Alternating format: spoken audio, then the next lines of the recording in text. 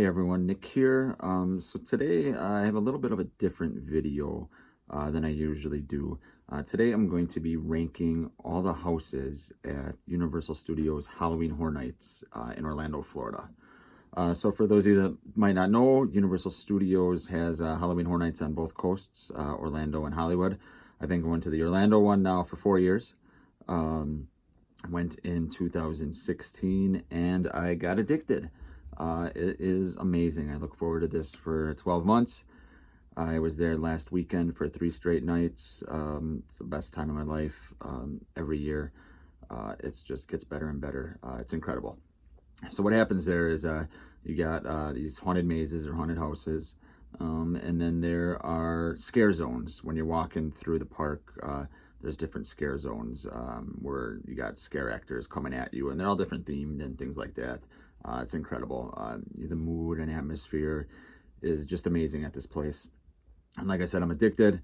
So I wanted to rank the 10 houses from my least favorite to my favorite for this year. So getting right into it, at number 10 is going to be Depths of Fear. This house, I heard a lot of good things about this house going into the event, and I was actually pretty excited for it. Man, was it disappointing. For a number of factors. The first thing that was really disappointing was that there was a lot of kind of blank space. You know, you'd be walking and you'd have to walk a little while before a scare. And then the main negative I have though with the house is the actors were in these suits, and the suits were just too bulky. It was hard for them to hide, hard for them to move. You know, it was so bulky that I don't even think the actors in the suits realized how big they were and bulky they were, because I got hit in the head by one trying to scare me, which sounds cool, but it's not when you see it coming. All that being said, this house had a cool story. You're underwater, you're at an underwater facility that's overrun by these creatures. The set pieces were incredible. They had running water in there. It was pretty amazing. The fact that this is number 10 shows you how strong a year this was, but this house just was very disappointing. Went through it, like most houses, I went through it at least 4 times, and it didn't get any better each time. So that's why it's last on my list. Coming in next at number 9 is going to be Stranger Things. This is probably the most hyped house they've had. Last year they had Stranger Things season 1. This year was season 2 and 3. So the reason this is so low on my list, right off the bat, I'm not really a fan of the show. I tried getting into it a year and a half ago or so. I watched a few episodes. I just couldn't get into it. It's a fan favorite. It's the most popular house at the event. Lines are ridiculous. It's just crazy. The set pieces, you know, I'm going to be like a broken record here talking about the set pieces, but the set pieces were incredible. You really went through, from what I heard, all season 2 and season 3 really quickly, and it was really cool.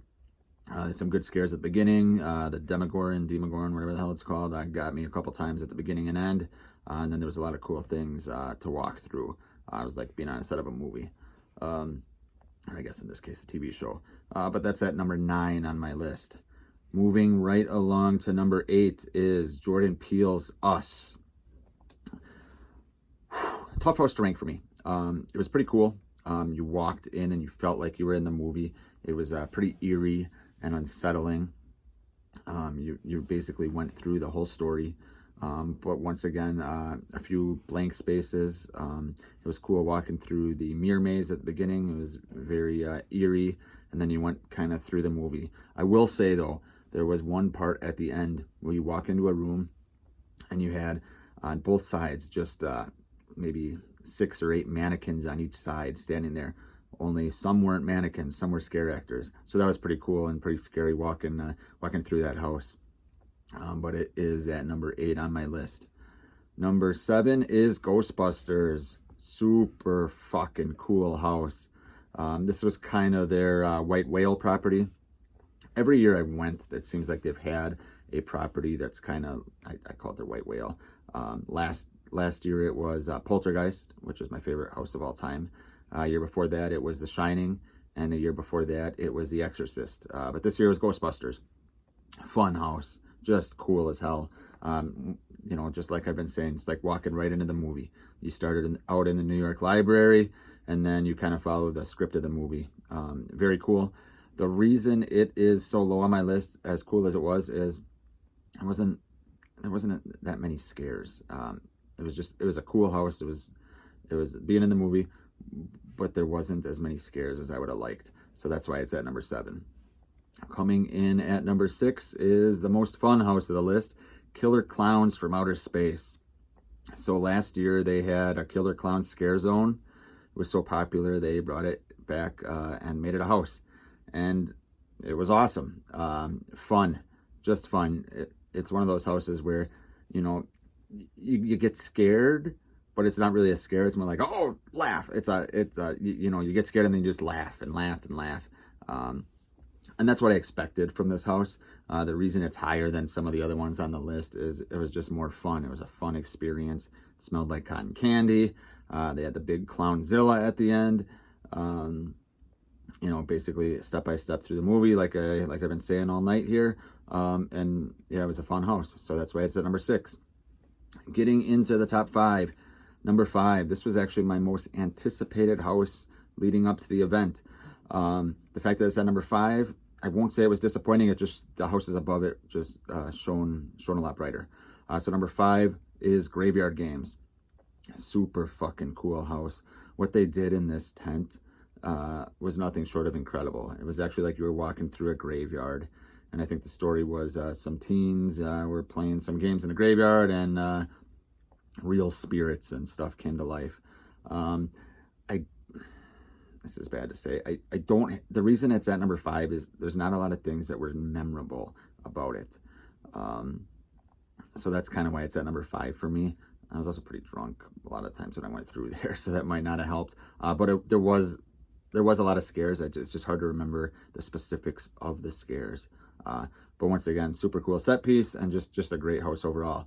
Any other year, this would probably be top 2 or 3. But this year, strong year, sits in at number 5 on my list. Next at number 4, we have Rob Zombie's House of a Thousand Corpses. I was not looking forward to this house at all. It's probably the one I was anticipating least because I'm not a fan of Rob Zombie's movies. I think he is an incredible director as far as finding, you know, good shots and creating good atmosphere, but his dialogue is just a joke to me. But that being said, this house was super scary. You walk in and you see whatever that clown's name is. It's played by Sid, the guy that just died. Rest in peace. But you walk in and he welcomes you into the house, and then there's just scares galore. There was one time they got me so bad. You know, it was my 3rd or 4th time through this house, and they still got me so bad that I couldn't put it any lower than number 4. It was just that scary going through. So that's the number 4 for me. Top 3, people.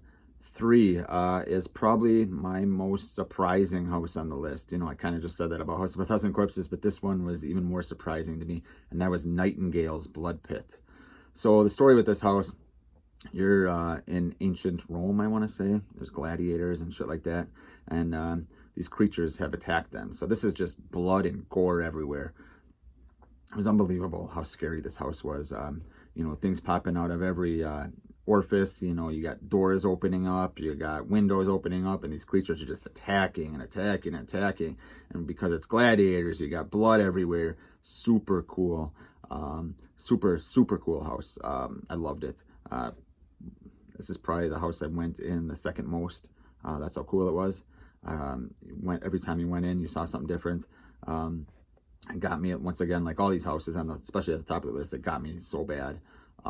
So many times where, you know, I was just jumping out of my shoes almost. So it's pretty cool.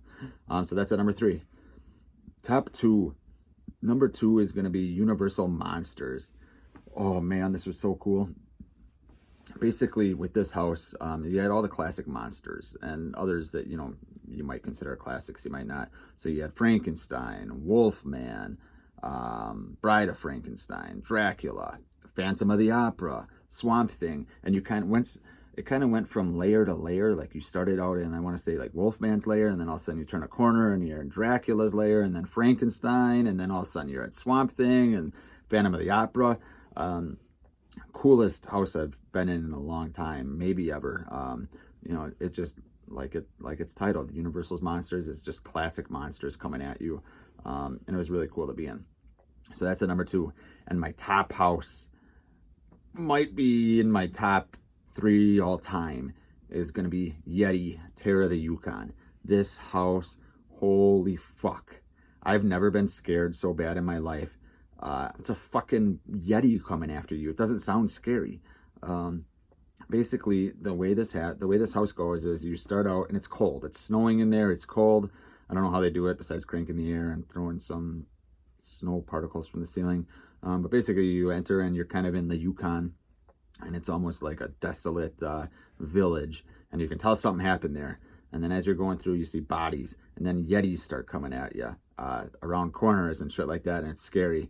And you see a Yeti rip a hand through someone's chest. It's cool, really cool. The part that got me, there's 2 parts that got me. Number 1, you're walking and you enter a cave, kind of kind of feels like you're in Empire Strikes Back with the Wampa. It's a snowy cave, and a hand comes from the ceiling. It's a Yeti's hand. It was like animatronic because I looked after like the 5th or 6th time going through, but it comes at you. So that got me good.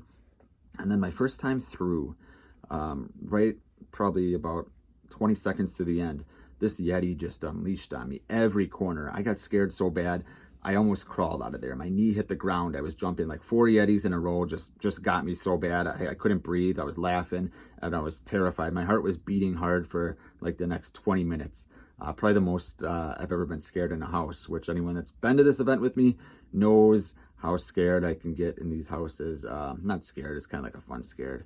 So Yeti, awesome house. This whole event, like I said at the open, is just amazing. I look forward to this so much every year. I'm actually kind of in a deep depression now that it's over. But it just makes me happy. You know, it's just a constant walking around smiling. Obviously, you know, I go there for 3 days in a row, fly in.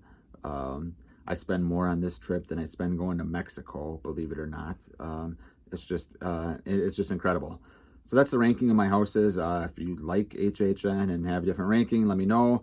If you want to know anything else about the event, want to go to the event, let me know. I can give you some info. It's awesome. So thanks for listening, and I'll talk to you later.